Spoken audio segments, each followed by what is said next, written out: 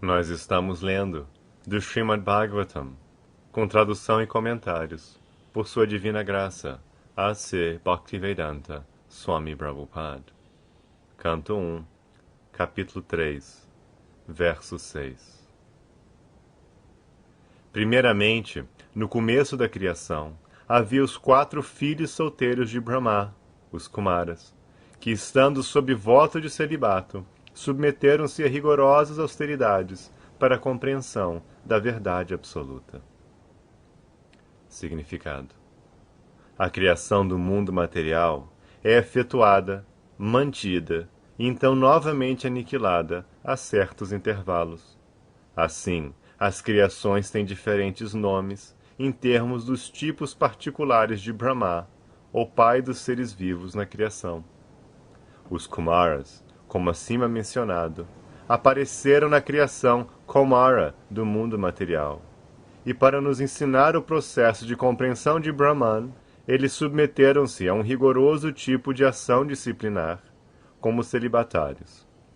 Esses Kumaras são encarnações dotadas de poder, e antes de executar os severos tipos de ações disciplinares, todos eles tornaram-se Brahmanas qualificados. Este exemplo sugere que devemos primeiramente adquirir as qualificações de Brahman, não simplesmente por nascimento, mas também por qualidade, e então podemos nos submeter ao processo de compreensão do Brahman. Verso 7. O Supremo Desfrutador de todos os sacrifícios encarnou-se como um javali, a segunda encarnação, e para o bem-estar da terra a ergueu das regiões infernais do universo. Significado: este verso indica que para toda e cada uma das encarnações da personalidade de Deus, a função particular executada também é mencionada. Não pode haver encarnação alguma sem uma função particular, e tais funções são sempre extraordinárias. Elas são impraticáveis para qualquer ser vivo. A encarnação do javali tiraria a terra da região plutônica de matéria imunda. Tirar algo de um lugar imundo é feito por um javali. E a toda poderosa personalidade de Deus demonstrou essa maravilha aos Asuras, que tinham escondido a terra em lugar tão imundo. Não há nada impossível para a personalidade de Deus, e apesar de ele ter desempenhado o papel de um javali, ele é adorado pelos devotos, permanecendo sempre em transcendência. Verso 8. No milênio dos Rishis, a personalidade de Deus assumiu a terceira encarnação dotada de poder, sob a forma de Devarshi Narada, que é um grande sábio entre os semideuses. Ele coligiu exposições dos Vedas que tratam do serviço devocional e que inspiram a ação não fruitiva. Significado: o grande Rishi Narada, que é uma encarnação dotada de poder da personalidade de Deus, propaga o serviço devocional por todo o universo. Todos os grandes devotos do Senhor, em todo o universo, em diferentes planetas e espécies de vida, são seus discípulos. Srila Vyasadeva, o compilador do Srimad Bhagavatam, também é um de seus discípulos. Narada é o autor do Narada Pancharatra, que é a exposição dos Vedas que trata particularmente do serviço devocional ao Senhor. Esse Narada Pancharatra treina os karmis, ou trabalhadores fruitivos, a alcançarem a liberação do cativeiro do trabalho fruitivo. As almas condicionadas são a maior parte das vezes atraídas pelo trabalho fruitivo, porque querem desfrutar da vida com o suor de seu próprio rosto. Todo o universo está repleto de trabalhadores fruitivos em todas as espécies de vida. Os trabalhos fruitivos incluem todos os tipos de planos de desenvolvimento econômico. Mas a lei da natureza provê que toda ação tenha sua consequente reação. e o executor do trabalho é atado por tais reações, boas ou más. A reação do bom trabalho é relativa à prosperidade material, ao passo que a reação do mau trabalho é a relativa aflição material. Mas as condições materiais, seja na assim chamada felicidade, seja na assim chamada aflição, em última análise, destinam-se somente à aflição. Os materialistas tolos não têm informação de como obter felicidade eterna no estado incondicional. Sri Narada informa esses tolos trabalhadores fruitivos como compreender a realidade da felicidade. Ele dá orientação aos homens doentes do mundo sobre como as presentes ocupações podem levar-nos ao caminho da emancipação espiritual. O clínico orienta o paciente a tomar leite transformado em coalhada para seus sofrimentos de indigestão causada pela ingestão de outra preparação láctea. Assim, a causa da doença e o remédio para a doença podem ser os mesmos, mas ela tem que ser tratada por um clínico hábil como Narada. O Bhagavad Gita também recomenda a mesma solução de servir ao Senhor através dos frutos de nosso trabalho. Isso leva-nos-á ao caminho de Naishkarmya, ou liberação. Verso 9. Na quarta encarnação, o Senhor tornou-se Nara e Narayana, os filhos gêmeos da esposa do rei Dharma. Assim, ele se submeteu a severas e exemplares penitências para controlar os sentidos. Significado: como o rei Rishabha aconselhou a seus filhos, tapasya, ou aceitação voluntária de penitência para a compreensão da transcendência, é o único dever do ser humano. Isto foi feito de maneira exemplar pelo próprio Senhor para nos ensinar. O Senhor é muito bondoso para com as almas esquecidas. Ele, portanto, vem pessoalmente e deixa após si as instruções necessárias. E também envia seus bons filhos como representantes, para chamar todas as almas condicionadas de volta ao Supremo. Recentemente, ainda dentro da memória de todos, o Sr. Chaitanya também apareceu com o mesmo propósito, mostrar favor especial para as almas caídas desta era da indústria do ferro. A encarnação de Narayana ainda é adorada em Badari Narayana, na cordilheira dos Himalaias. Verso 10. A quinta encarnação, chamada Sr. Kapila, é o mais avançado entre os seres perfeitos. Ele fez uma exposição dos elementos criadores e da metafísica a Ashuri Brahmana, pois no decorrer do tempo esse conhecimento se havia perdido. Significado: a soma total dos elementos criadores é de 24 ao todo. Todo e cada um deles são explicitamente explicados no sistema de filosofia Sankhya.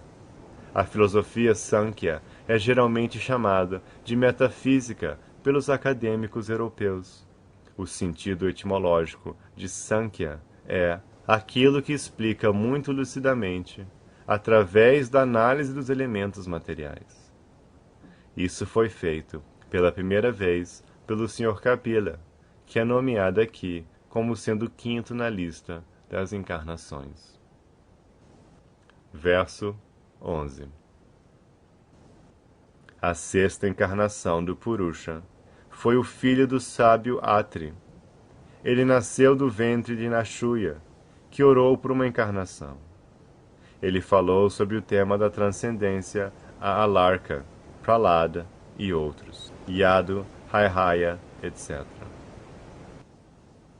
Significado: o Senhor encarnou-se como Dattatreya, o filho do Rishi Atri e Anusuya. A história do nascimento de Dattatreya como uma encarnação do Senhor é mencionada no Brahmanda Purana, em relação com a história da devota esposa. Ali se diz que Anusuya, a esposa do Rishi Atri, orou diante dos senhores Brahma, Vishnu e Shiva da seguinte maneira: Meus senhores, se estáis satisfeitos comigo, e se desejais que vos peça algum tipo de bênção, então rogo que vos combineis juntos para tornar-vos meu filho. Isso foi aceito pelos senhores, e como Dattatreya, o senhor expôs a filosofia da alma espiritual e instruiu especialmente Alarka, Prahlad, Yadu, Haihaya, etc. Verso 12. A sétima encarnação foi Yagna, o filho do Prajapati Ruchi e sua esposa Akuti. Ele controlou o período durante a mudança dos Swayambhuva Manu e foi assistido por semideuses, tais como seu filho Yama. Significado: os postos administrativos ocupados pelos semideuses para manter as regulações do mundo material são oferecidos aos seres vivos piedosos altamente elevados. Quando há escassez de tais seres vivos piedosos, o Senhor encarna-se como Brahma, Prajapati, Indra, etc., e assume os cargos. Durante o período de Swayambhuva Manu, o período atual é de Vaishvata Manu, não havia ser vivo apropriado que pudesse ocupar o posto de Indra, o rei do planeta Indraloka, céu. Daquela feita, o próprio Senhor tornou-se Indra. Assistido por seus próprios filhos, como Yama e outros semideuses, o Senhor Yagya regeu a administração dos afazeres universais. Verso 13. A oitava encarnação foi do rei Rishabha, filho do rei Nabi e de sua esposa Merudevi. Nessa encarnação, o Senhor mostrou o caminho da perfeição, que é seguido por aqueles que controlam plenamente seus sentidos e que são honrados por todas as ordens de vida. Significado: a sociedade de seres humanos é naturalmente dividida em 8 ordens e status de vida, 4 ordens de ocupações e 4 status de avanço cultural. A classe inteligente, a classe administrativa, a classe produtiva e a classe trabalhadora formam as 4 ordens de ocupações. A vida de estudante, a vida de chefe de família, a vida retirada e a vida renunciada constituem os 4 status de avanço cultural a caminho da compreensão espiritual. Desses, a ordem de vida renunciada, ou a ordem de sannyas, é considerada a mais elevada de todas, e um sannyasi é constitucionalmente um mestre espiritual para todas as outras ordens e status. Na ordem sannyas, há também 4 estágios de elevação rumo à perfeição. Esses estágios chamam-se Kutichaka, Bahudaka, Parivrajacacharya e Paramahamsa. O estágio de vida Paramahamsa é o mais elevado estágio de perfeição. Essa ordem de vida é respeitada por todas as outras. Maharaj Rishabha, o filho do rei Nabi e Merudevi, era uma encarnação do Senhor e instruiu seus filhos a seguir o caminho da perfeição através de tapasya, que santifica a existência de uma pessoa e a habilita a alcançar o estágio de felicidade espiritual, que é eterna e sempre crescente.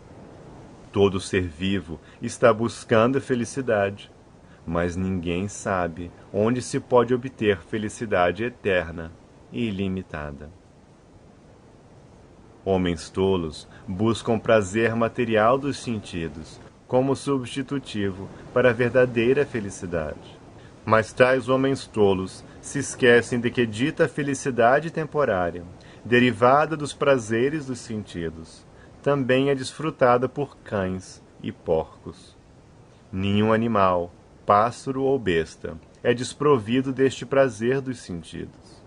Em todas as espécies de vida, incluindo a forma humana de vida, tal felicidade é vastamente obtenível. A forma humana de vida, contudo, não se destina a essa felicidade barata. A vida humana destina-se a alcançar eterna e ilimitada felicidade, através da compreensão espiritual. Essa compreensão espiritual é obtida por tapasya, ou submissão voluntária, ao caminho de penitências e abstinência do prazer material. Aqueles que têm sido treinados para a abstinência dos prazeres materiais chamam-se dhiras, ou homens que não são perturbados pelos sentidos. Somente esses dhiras podem aceitar as ordens de sannyas, e eles podem gradualmente elevar-se ao status do Paramahamsa, que é adorado por todos os membros da sociedade.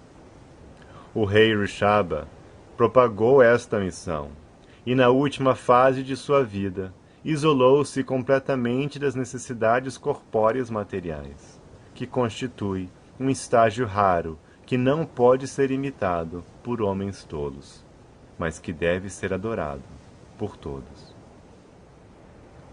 Verso 14. Ó Brahmanas, sob a nona encarnação, o Senhor, invocado pelos sábios, aceitou o corpo de um rei, Prithu, que cultivou a terra para produzir vários víveres, e por esta razão a terra ficou bela e atrativa. Significado: antes do advento do rei Prithu, houve grandes falhas administrativas devido à vida viciosa do rei anterior, o pai de Maharaj Prithu. A classe de homens inteligentes, ou seja, os sábios e os brahmanas, não apenas rogaram ao Senhor que descesse, mas também destronaram o rei anterior. É dever do rei ser piedoso e zelar pelo bem-estar geral dos cidadãos. Sempre que alguma negligência da parte do rei no cumprimento de seu dever, a classe de homens inteligentes deve destroná-lo. A classe de homens inteligentes, contudo, não ocupa o trono real, porque eles têm deveres muito mais importantes para o bem-estar do público. Ao invés de ocupar o trono real, eles oraram por uma encarnação do Senhor, e o Senhor veio como Maharaj Prithu. Homens deveras inteligentes, ou brahmanas qualificados, nunca aspiram a postos políticos. Maharaj Prithu cultivou muitos produtos da terra, e assim, não apenas os cidadãos ficaram felizes por ter um rei tão bom, mas toda a face da terra tornou-se bela e atrativa. Verso 15. Quando houve uma inundação completa, após o período de Chakshushamanu, e o mundo inteiro estava mergulhado dentro d'água, o Senhor assumiu a forma de um peixe e protegeu Vaivasvatamanu, alojando-o em um barco. Significado: segundo Sripad Sridhar Swami, o comentador original do Bhagavatam, nem sempre é uma devastação após a mudança de cada mano. Entretanto, esta inundação após o período de Chakshushamanu aconteceu para mostrar algumas maravilhas a Satyavrata. Mas Sri Jiva Goswami dá provas definitivas de escrituras autorizadas, como Vishnu Dharmottara, Markandeya Purana, Harivamsa, etc., de que sempre há uma devastação depois do fim de cada mano. Srila Vishwanath Chakravarti também apoia Srila Jiva Goswami, citando Bhagavatamrita sobre esta inundação depois de cada mano. Ademais, o Senhor se encarnou neste período particular para mostrar especial favor a Satyavrata, um devoto do Senhor. Verso 16. A 11ª encarnação do Senhor assumiu a forma de uma tartaruga, cujo casco serviu de pivô para a montanha Mandarachala, que estava sendo usada como batedeira pelos teístas e ateístas do universo. Significado: certa vez, tanto os teístas como os ateístas ocuparam-se em produzir néctar do mar, para que todos eles pudessem tornar-se imortais ao bebê-lo. Naquela ocasião, a montanha Mandarachala foi usada como batedeira, e o casco do Senhor Tartaruga, a encarnação de Deus, ficou sendo o ponto de apoio, pivô, da montanha na água do mar. Verso 17. Na 12ª encarnação, o Senhor apareceu como Dhanvantari, e na 13ª, ele enfeitiçou os ateístas através da beleza deslumbrante de uma mulher, e deu néctar para os semideuses beberem. Verso 18. Na 14ª encarnação, o Senhor apareceu como Nrsinga e bifurcou com suas unhas o forte corpo do ateísta Hiranyakashipu, assim como um carpinteiro racha bambus. Verso 19. Na 15ª encarnação, o Senhor assumiu a forma de um Brahmana anão, Vamana, e visitou a arena de sacrifício montada por Maharaj Bali. Embora desejasse, de coração, recuperar o reino dos 3 sistemas planetários, ele simplesmente pediu uma doação de 3 passos de terra. Significado: o Deus Todo-Poderoso pode conceder a qualquer um o reino do universo, a partir de um pequeno começo, e, similarmente, pode tomar o reino do universo sob a alegação de mendigar um pequeno pedaço de terra. Verso 20. Na 16ª encarnação do Supremo, o Senhor, como Brigupati, aniquilou a classe administrativa Kshatriyas 21 vezes, tornando-se irado com eles por causa de sua rebelião contra os Brahmanas, a classe inteligente. Significado: é de se esperar que os Kshatriyas, ou classe administrativa de homens, governem o planeta sob a orientação da classe de homens inteligentes, que orientam os governantes de acordo com as normas dos Shastras, ou os livros de conhecimento revelado. Os governantes executam a administração de acordo com essa orientação. Sempre que há desobediência por parte dos Kshatriyas, ou a classe administrativa, contra as ordens dos eruditos e inteligentes Brahmanas, os administradores são removidos à força dos postos e substituídos por uma administração melhor. Verso 21. Depois disso, na 17ª encarnação do Supremo, Sri Vyasadeva apareceu no ventre de Satyavati através de Parashara Muni e dividiu o único Veda em vários ramos e sub-ramos, vendo que as pessoas em geral eram menos inteligentes. Significado: originalmente, o Veda é um, mas Srila Vyasadeva dividiu o Veda original em 4, a saber, Sama, Yajur, Rig, Atharva. E então, eles foram novamente explicados em diferentes ramos, como os Puranas e o Mahabharata.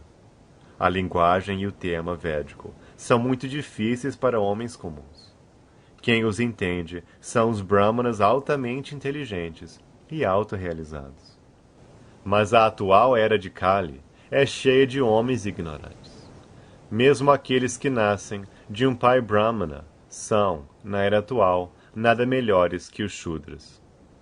Os homens 2 vezes nascidos, a saber os Brahmanas, os Kshatriyas e os Vaishyas, devem submeter-se a um processo purificatório cultural, conhecido como samskaras.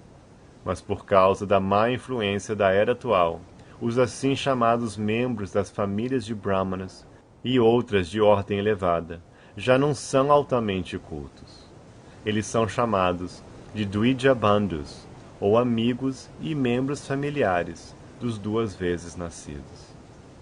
Mas esses Dvijabandhus classificam-se entre os Shudras. Srila Vyasadeva dividiu os Vedas em vários ramos e sub-ramos para o benefício das classes menos inteligentes, como os Dvijabandhus e Shudras.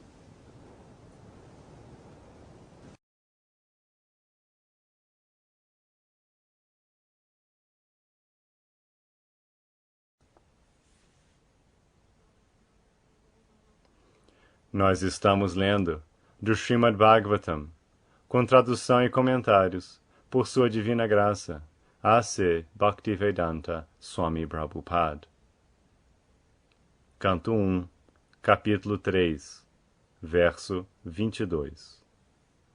Na 18ª encarnação, o Senhor apareceu como o rei Rama, com o propósito de executar certo trabalho do agrado dos semideuses.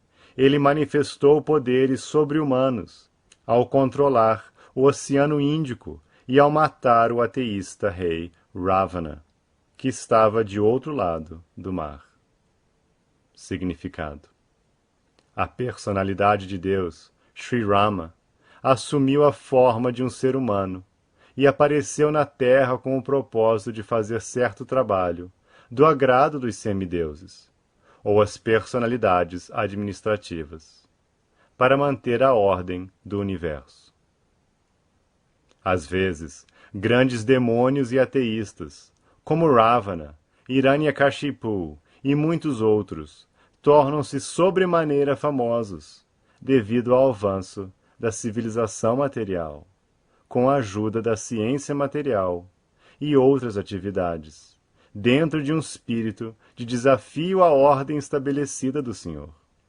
Por exemplo, a tentativa de voar a outros planetas por meios materiais é um desafio à ordem estabelecida. As condições de cada planeta são diferentes, e diferentes classes de seres humanos são ali acomodadas para diferentes propósitos, mencionados nos códigos do Senhor. Mas, inflados pelo mínimo sucesso em avanço material, às vezes os materialistas ímpios desafiam a existência de Deus. Ravana era um deles, e queria enviar homens ordinários ao planeta de Indra, céu, através de meios materiais, sem levar em conta as qualificações necessárias.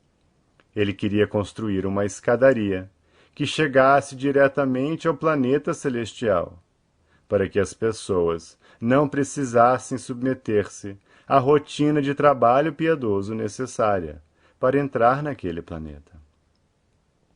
Ele também queria executar outros atos contra o governo estabelecido do Senhor. Ele chegou mesmo a desafiar a autoridade de Sri Ram, a personalidade de Deus, e raptou sua esposa, Sita. É claro que o Sr. Rama viera castigar este ateísta, respondendo à prece e desejo dos semideuses. Ele, portanto, aceitou o desafio de Ravana, e toda esta atividade é o tema do Ramayana.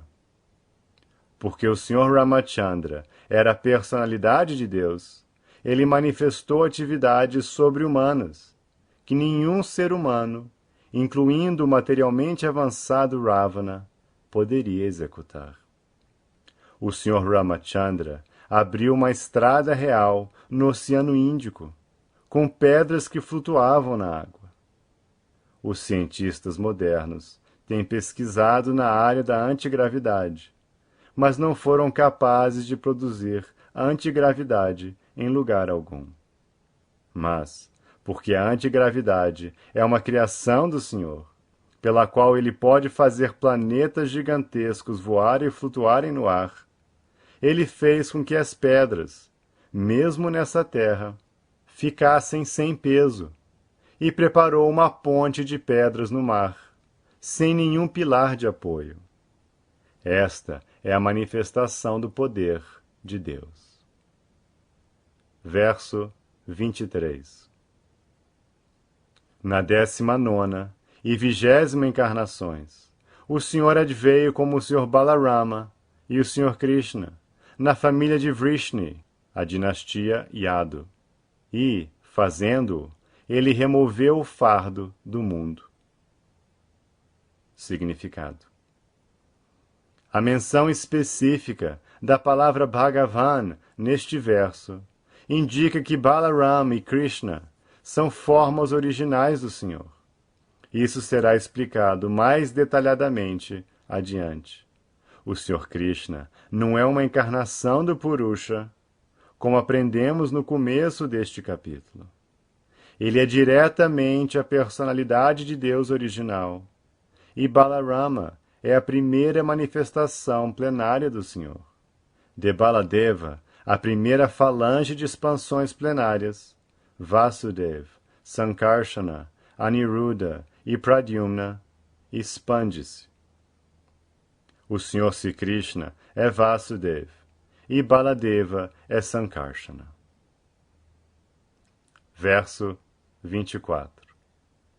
Então, no começo da Kali Yuga, o Senhor aparecerá como o Senhor Buda, o filho de Anjana, na província de Gaya, apenas com o propósito de enganar aqueles que são invejosos do teísta fiel. Significado. O Senhor Buda, uma poderosa encarnação da personalidade de Deus, apareceu na província de Gaya, Bihar, como filho de Anjana, e pregou sua própria concepção de não violência, e censurou mesmo os sacrifícios de animais sancionados nos Vedas. Na ocasião em que o Senhor Buda apareceu, as pessoas em geral eram ateístas e preferiam carne animal a qualquer outra coisa. Sob a alegação de sacrifícios védicos, todos os lugares transformaram-se praticamente em matadouros, e a matança de animais era cometida irrestritamente. O Senhor Buda pregou a não violência, apiedando-se dos pobres animais. Ele pregou que não acreditava nos dogmas dos Vedas e enfatizou os efeitos psicológicos adversos provocados pela matança de animais. Os homens menos inteligentes da era de Kali, que não tinham fé em Deus, seguiram esse princípio e oportunamente foram treinados na disciplina moral e não violência, passos preliminares para avançar mais no caminho da realização de Deus. Ele iludiu os ateístas, porque tais ateístas que seguiam seus princípios não acreditavam em Deus, mas mantiveram sua absoluta fé no Senhor Buda, o qual era a própria encarnação de Deus. Assim, os infiéis foram levados a acreditar em Deus sob a forma do Senhor Buda. Esta foi a misericórdia do Senhor Buda. Dos infiéis, ele fez fiéis a ele. A matança de animais, antes do advento do Senhor Buda, era o mais proeminente aspecto da sociedade. As pessoas proclamavam que esses sacrifícios eram védicos. Quando os Vedas não são aceitos através da sucessão discipular autorizada, os leitores casuais dos Vedas são desencaminhados pela linguagem florida deste sistema de conhecimento. No Bhagavad Gita, faz-se um comentário sobre tais acadêmicos tolos, avipashtitaha.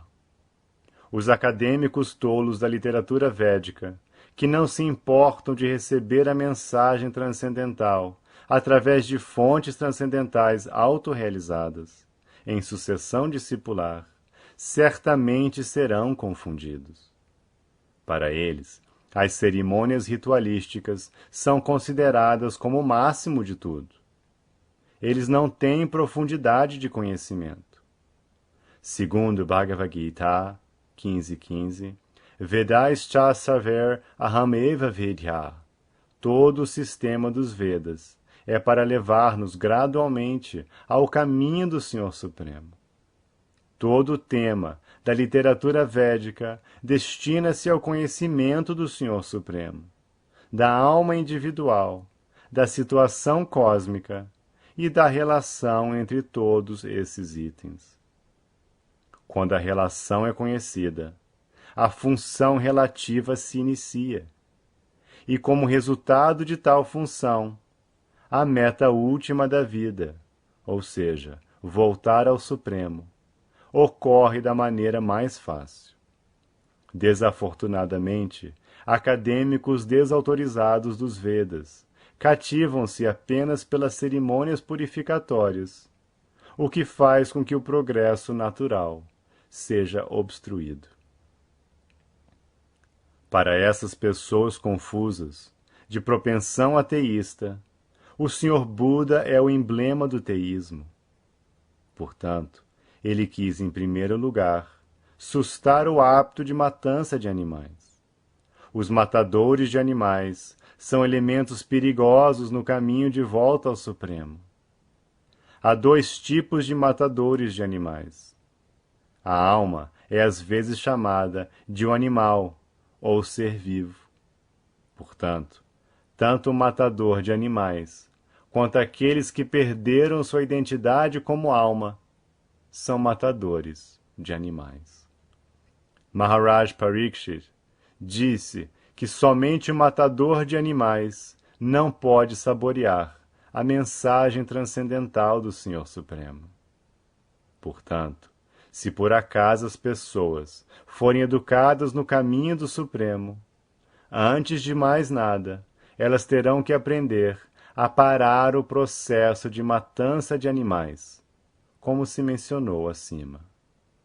É um disparate dizer que a matança de animais nada tem a ver com a compreensão espiritual. Por causa dessa perigosa teoria, muitos ditos sannyasis têm surgido graças a Kali Yuga, os quais pregam a matança de animais sob o disfarce dos Vedas. O tema já foi discutido na conversa entre o Sr. Chaitanya e Maulana Chandkazi Sahib.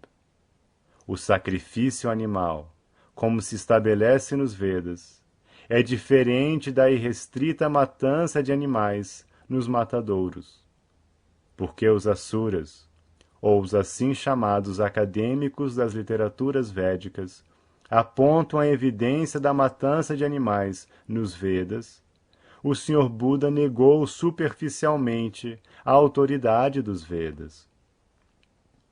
Esta rejeição dos Vedas pelo Sr. Buda foi adotada a fim de salvar as pessoas do vício da matança de animais, bem como de salvar os pobres animais do processo de matança executado por seus irmãos maiores, que clamam por fraternidade universal, paz, justiça e equidade. Não há justiça quando há matança de animais. O Sr. Buda queria parar com isto completamente, e por isso seu culto de Ahimsa foi propagado não apenas na Índia, mas também fora do país.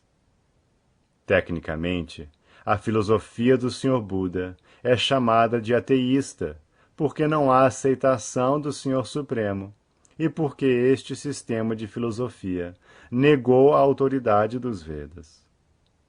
Mas este é um ato de camuflagem, executado pelo Senhor. O Senhor Buda é a encarnação do Supremo. Sendo assim, ele é o preconizador original do conhecimento védico. Portanto, ele não poderia rejeitar a filosofia védica. Mas ele a rejeitou externamente, porque os Suradvit, ou os demônios que são sempre invejosos dos devotos de Deus, tentam justificar a matança de vacas ou a matança de animais, com o uso das páginas dos Vedas. E isso está sendo feito atualmente pelos sannyasis modernizados. O Sr. Buda teve que rejeitar totalmente a autoridade dos Vedas. É algo simplesmente técnico. E se não fosse assim, ele não teria sido aceito como a encarnação de Deus.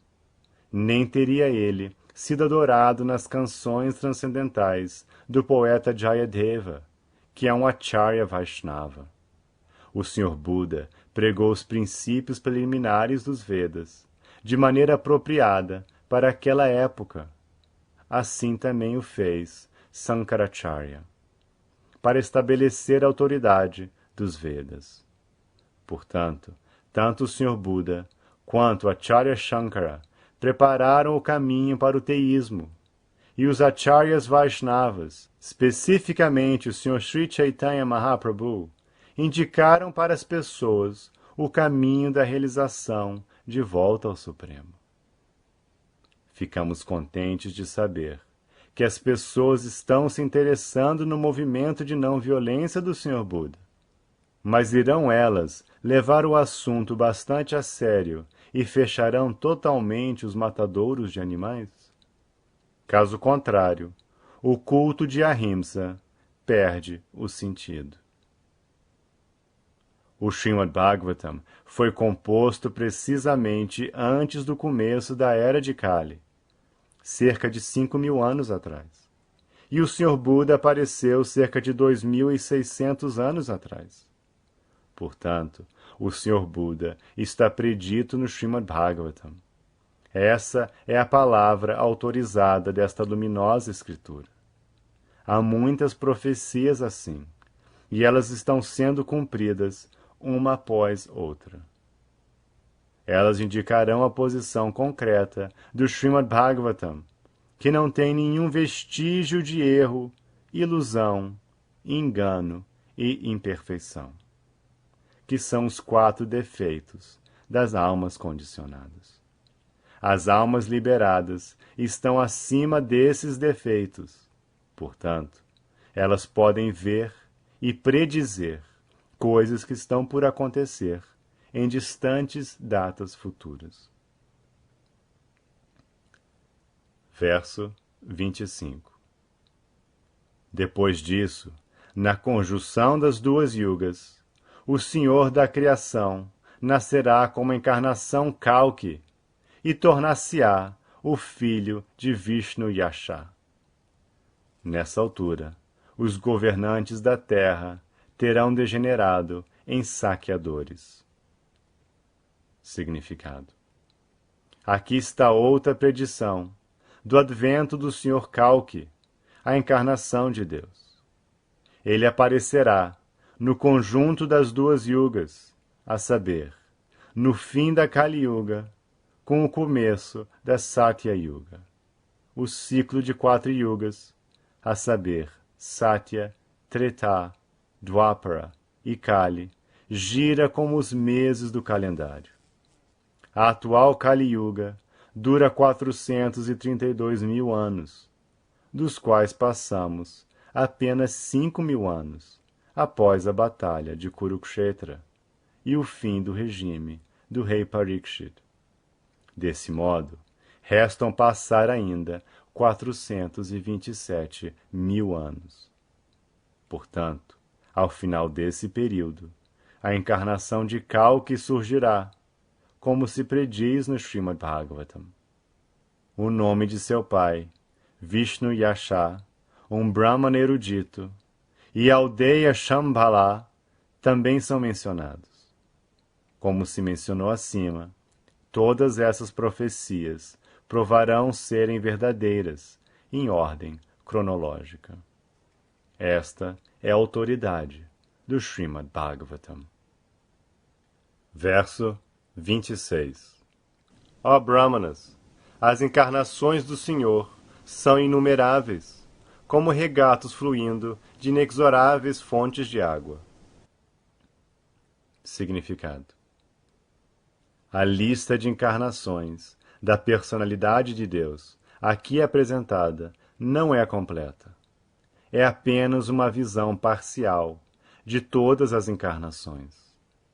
Há muitas outras, tais como Sri Hayagriva, Hari, Hamsa, Prishinigarbha, Vibhu, Satyasena, Vaikunta, Sarvabhauma, Vishvakshena, Dharmasitu, Sudham, Yogeshvara, Brihadbhanu e outras de eras passadas. Sri Prahlad Maharaj disse em sua oração: Meu Senhor, vós manifestais tantas encarnações, quantas espécies há de vida. Os seres aquáticos, os vegetais, os répteis, as aves, as bestas, os homens, os semideuses, etc.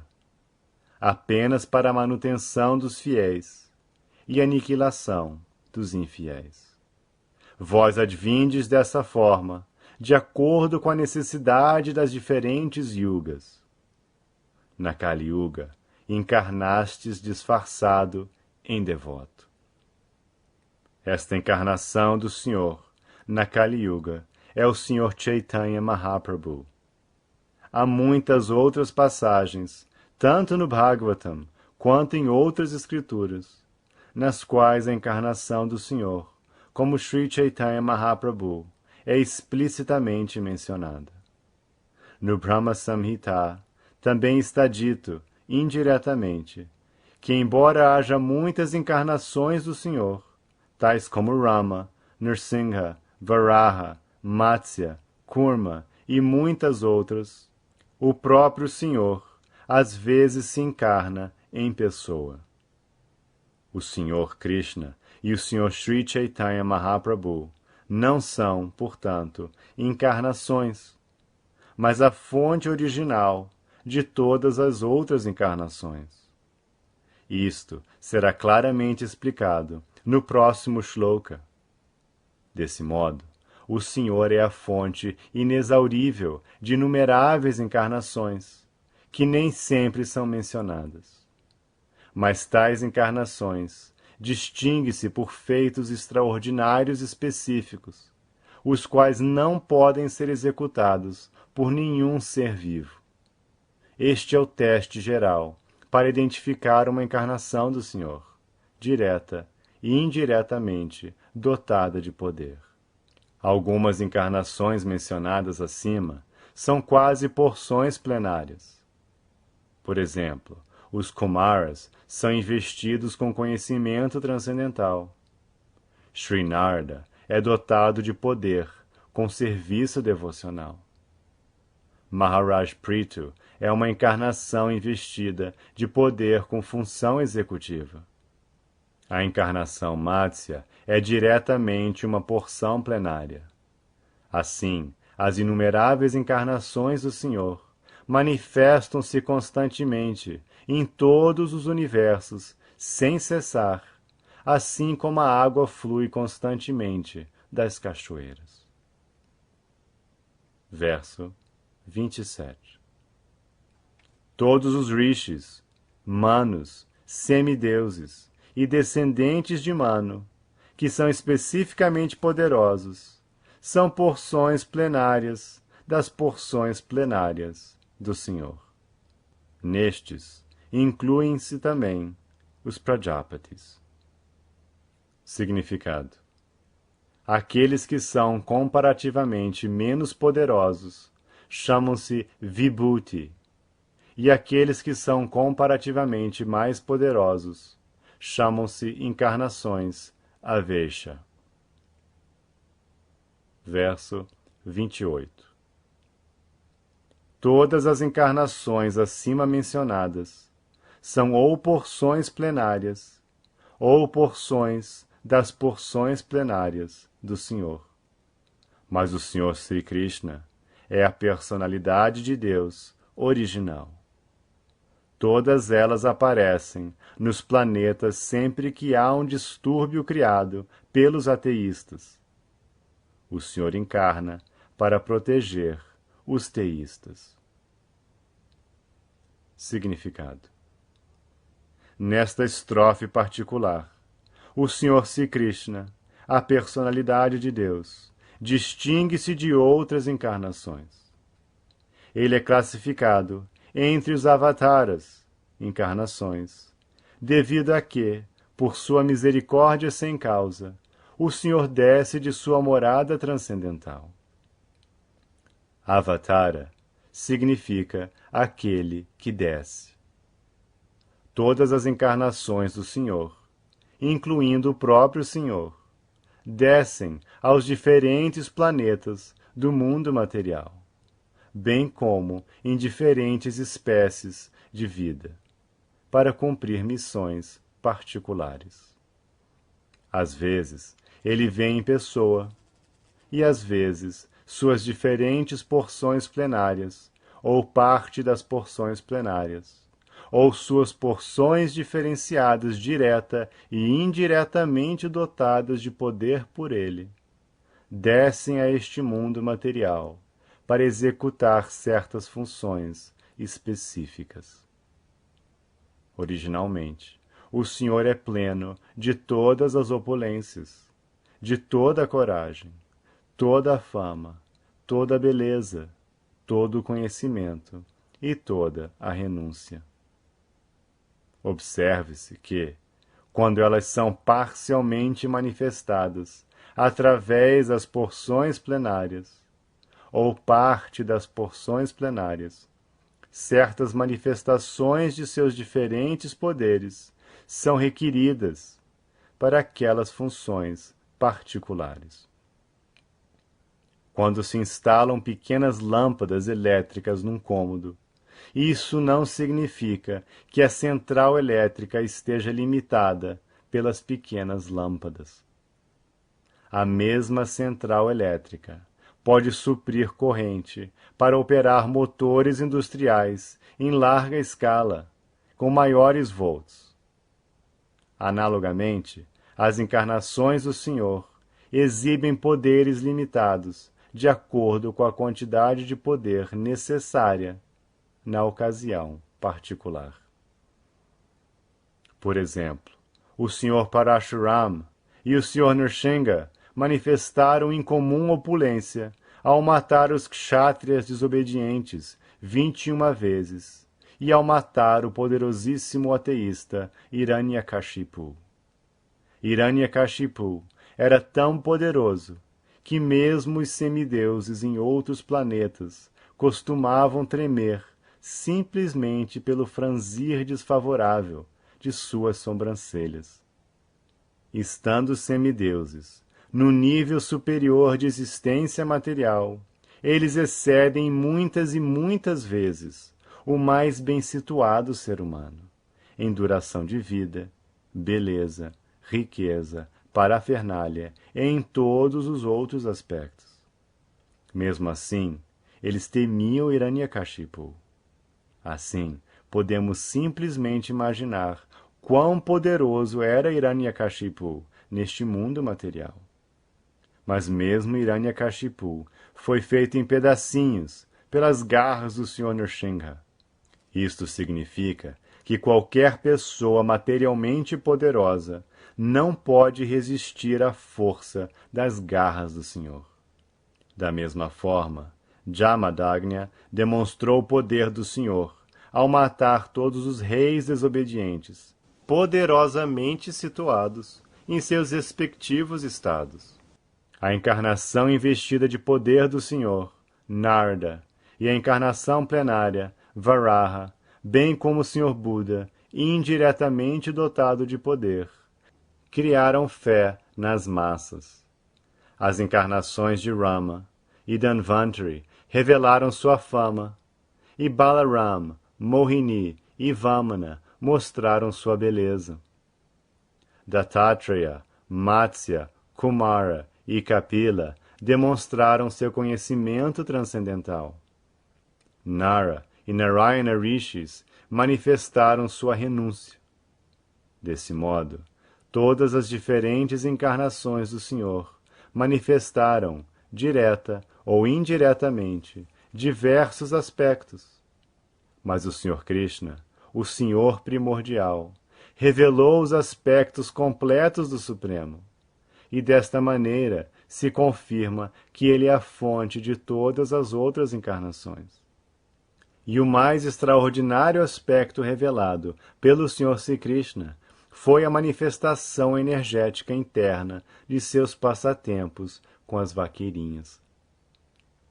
Seus passatempos com as golpes constituem manifestações de existência bem-aventurança e conhecimento transcendentais, embora se manifestem aparentemente como amor sexual.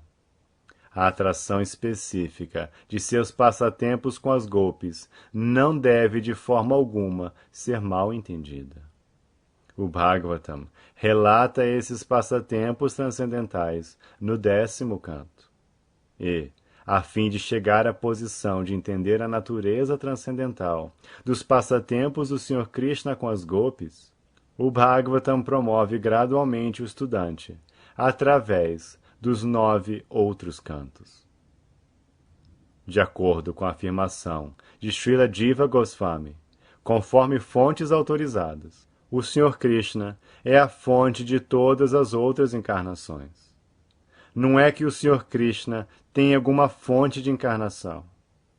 Todos os sintomas da verdade suprema estão presentes por completo na pessoa do Sr. Sri Krishna. E no Bhagavad Gita, o Senhor enfaticamente declara que não há verdade superior ou igual a ele. Nesta estrofe, a palavra Swayam é particularmente mencionada para confirmar que o Sr. Krishna não tem outra fonte além dele mesmo.